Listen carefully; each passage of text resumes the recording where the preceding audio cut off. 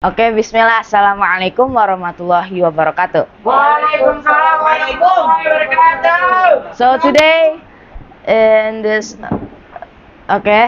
today, we are doing TOTD, and I'm gonna be the teacher.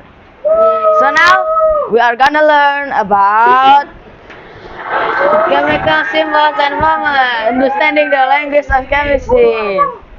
But before we start, let's pray. Okay, pray start. I hate science.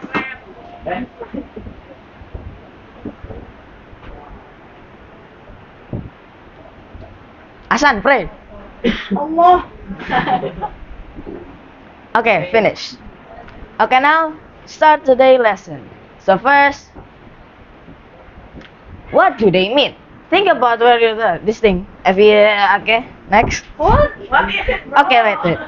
Yeah. Mistake. Okay, today we will represent the elements using chemical symbols and understanding the basics of IUPAC nomenclature and naming compounds. Use chemical formula to specify compounds. What the? Did you know that Swedish English John Jacob introduced the modern system of chemical symbols? He represented the elements using one or two letters from their Latin names. Okay.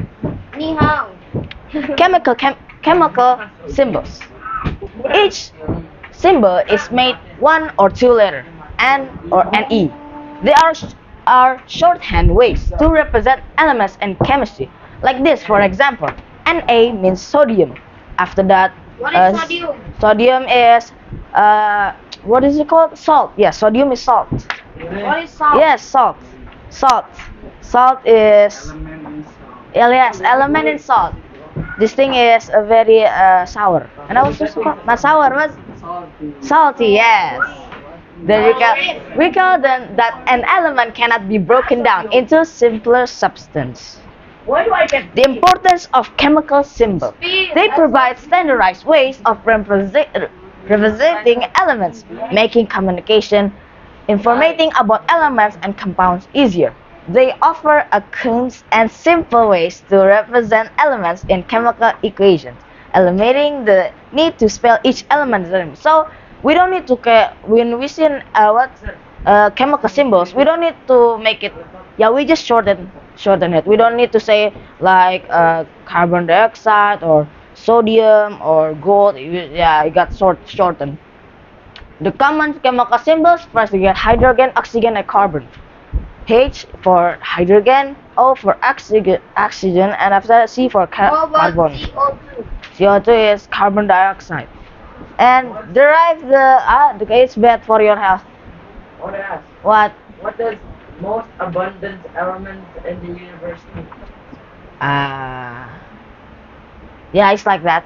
Okay, derived from the hydrogen, it's derived from the Greek and genes, which means water forming. It's hydrogen, most abundant element in the universe. Okay, so this is oxygen. Next is oxygen is O. The name comes from the Greek oxy and genes. Oxygens, which mean acid forming. Essential for it. We need oxygen in our life. Next we have carbon dioxide, derived from the Latin carbo, meaning charcoal, found in all life forms. What is Next. hydrogen for? Hydrogen, many. Chemical. Okay, next we got nitrogen, sodium, and chlorine. Okay, nitrogen comes from the Greek called nitron, and after that genes, meaning nitre forming. Constitutes about 78% Earth atmosphere. Next we have sodium and A, derived from the Latin natrium, soft metal that easily transits when exposed to air. After that, next we have name derived in the Greek chlorine, name derived from the Greek chloros, which means greenish yellow, widely used in division and cleaning products. So remember when you go to or Maslalu, yes, they have something called Na-chlorine. That is for cleaning. You can kill bacteria easy. What if constitutes about 78% of Earth's atmosphere? Okay, in Earth, 78% of it there is nitrogen. Oh yeah, it's good. Next, symbol we have Au, gold, Ni nickel, Au means gold, Mg magnesium, Al, then other phosphorus, Ag silver, K potassium. Normally in bananas, calcium there are many calcium, milk, mercury. Yeah, this thing. You know, does anyone know what is mercury? No, this not a planet. Mercury is type of metal that if it touched by another metal, the other metal will bro. It's like a metal but a liquid. Ada aluminium. There are many aluminium. The number one metal is aluminium. After that we got zinc. And then carbon What is dioxide. zinc? Zinc is normally in Shampoo. yes. No. There are many lah. I use zinc. No. Yeah, This is a table of periodic elements. We have many. There are still many. So it's three more have different. Yes, elements. Yep. There are 118 chemical elements listed in the periodic table in a specific order. Rules on how to name new element in the periodic table are set up by International Union of Pure and Applied Chemistry, IUPAC. I don't remember how that thing. Only half. ask. The role of UPAC. UPAC is responsible for establishing ambiguous and consistent naming system, also known as nomenclature and terminology. It has a system for naming chemical compounds and provide a standard language for scientists for worldwide. This guy, is a International Union Applied and Chemistry. Naming compounds. A compound is a substance containing two or more elements that are chemically bonded. A chemical formula is an expression showing the elements in compound and their relative proportion. It contains a combination of chemical symbols and numbers. Like CO2, the chemical formula for carbon dioxide is CO2. Compound is the combination of CO2 and this thing. What would C, sir? C is carbon. C? Carbon.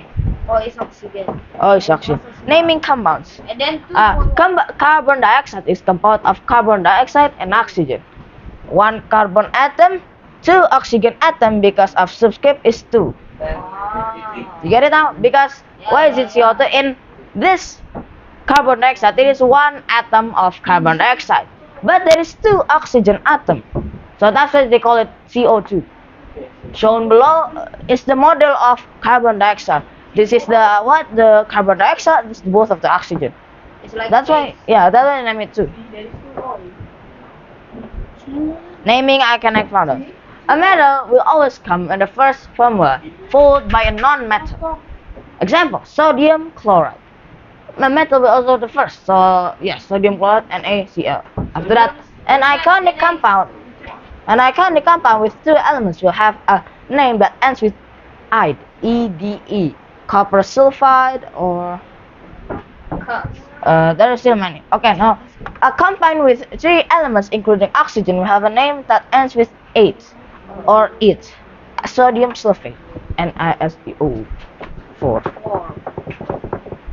Naming covalent compounds. A covalent compound has 2 or more non-metals. Some of the general rules when naming covalent compounds are the non-metal furthest to the left on the periodic table comes first. Example: carbon dioxide. A covalent compound with 2 elements will have a name that ends with "id", sulfur dioxide. After that, use the prefix mono or "di" or "tier" or "tira to indicate the number of that element in the molecule. Carbon, tetrachloride. Okay. What does Terra mean? Long story short, I don't know. Naming covalent compounds. Remember that many covalent compounds have common names that are widely accepted. Water, 2 hydrogen atoms, and 1 oxygen atoms. That's why it's called H2O. There is a little oxygen on water. Ammonia. Ammonia is first there is one nitrogen atom. After that, 3 hydrogen atoms. And methane. Methane is like what's it called? No, it's very easy to get if a fire get close there. This thing is like an oil. No, easy to fire up. After that, in methane we have one carbon atom and 4 hydrogen atoms. What does that look like? Review. So we have just explained about chemical symbols. There are shortened ways to represent elements in chemistry. Each symbol is made up of 1 or 2 letters, with first letter always capitalized. UAPIC non-relation. UAPIC is responsible for setting up a system of naming elements of compounds, providing a standard language for scientists for Earth. He made the shortening thing. Okay, that naming compounds are represented by chemical formula which use symbols and subscript. UFX set rules for naming compounds correctly. Okay, so any question, guys? No? Okay. N. Okay, maybe that's all for me. Wassalamualaikum warahmatullahi wabarakatuh.